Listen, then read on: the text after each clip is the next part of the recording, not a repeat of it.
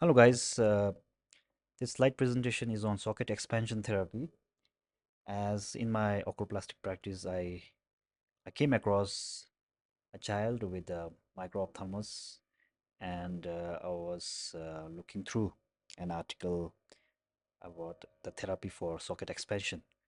And this slide is about patient therapy for patients for pediatric children who has a condition called microphthalmus or clinical anophthalmus, and this therapy is to promote bone growth in children, bone growth of facial bones.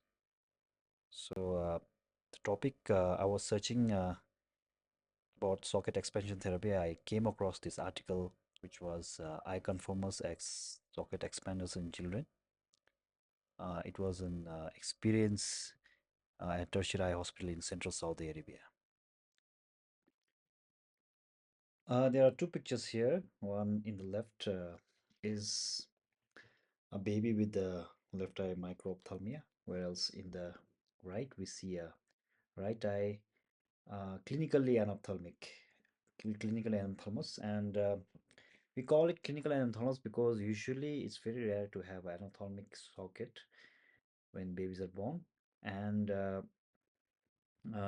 when if you do a MRI imaging CT or MRI in these patients, usually you see a rudimentary eyeball in a patient with clinical anophthalmos also.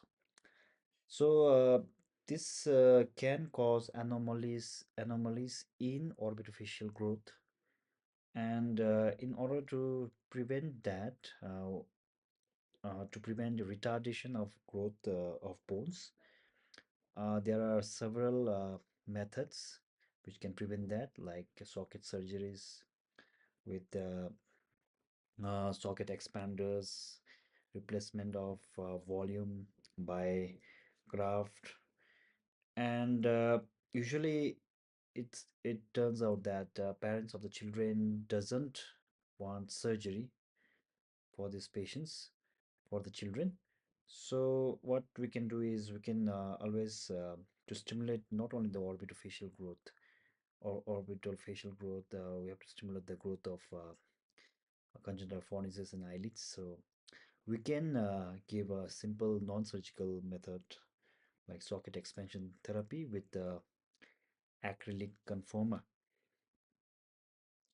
So what's a conformer? It's a clear shell, is made of acrylic, and usual use in oculoplasty is that after enucleation and evisceration, we keep this in the socket for around 6 to 8 weeks before putting a prosthesis to maintain the fornices, and also it's used in a contracted socket.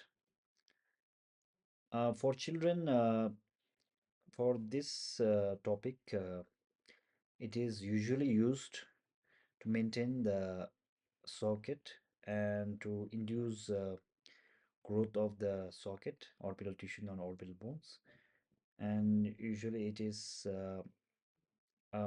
replaced around 6 to 8 weeks for the children with the microphthalmia or anophthalmic socket.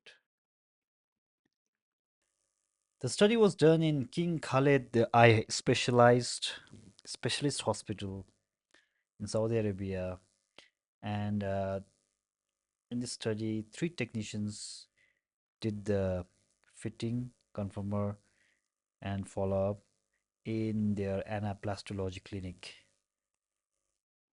The methodology was they collected patient samples for a certain number of years, and what they did was this picture shows uh, the size of the conformers, and it also shows the prosthesis. So what they did was they didn't measure the volume with imaging CT or MRI, as it was a population associated with pediatric population.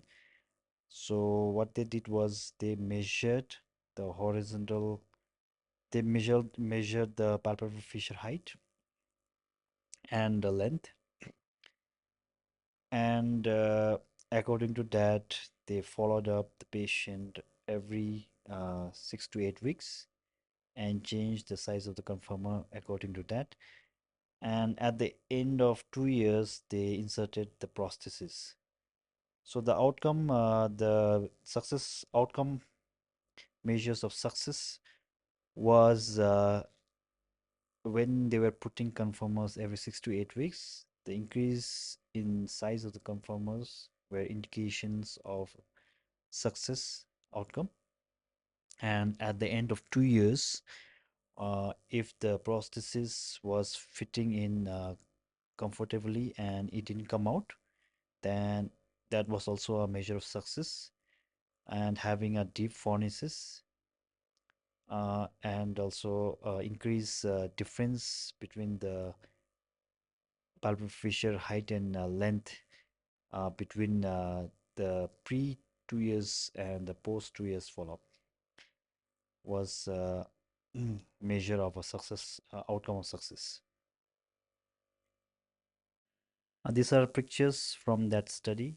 Uh, left side shows a child with both eyes clinical anophthalmos, and the right side picture shows clinical with the left eye clinical anophthalmos, but the conformer has been inserted into the socket, and like previously said, they were assessed every 6 to 8 weeks, and the conform was changed and increased with every follow-up until 2 years of age, where they were given a prosthesis. So this study concludes that since it is a pediatric population, and although there are many options for socket expansion, like a volume expansion with orbital implants, dermis fat graft, or hydrogel implants, expanders. Usually, the parents will not be keen to for their children to undergo surgery at that age. So, socket expansion by conformers is a good alternative therapy, and it has proven to be a success, uh, like this study. So, it is a good alternative to the therapies, surgical therapies mentioned before. Thank you.